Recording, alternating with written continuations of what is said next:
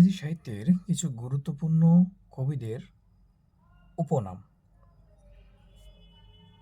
Poet of beauty বলা হয় John কিটসকে। পয়েট অফ নেচার বলা হয় উইলিয়াম ওর্ডসওয়ার্থকে। পয়েট অফ পোয়েটস বলা হয় এডমন্ড স্পেন্সারকে। পয়েট অফ লাভ বলা হয় জন ডানকে। রেবেল পয়েট বলা হয় Lord বাইরনকে।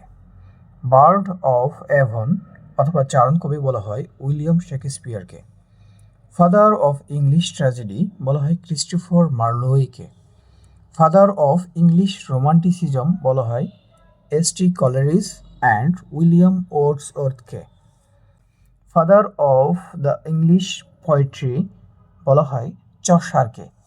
Father of the English essay বলা হয় ফ্রান্সিস বেকনকে।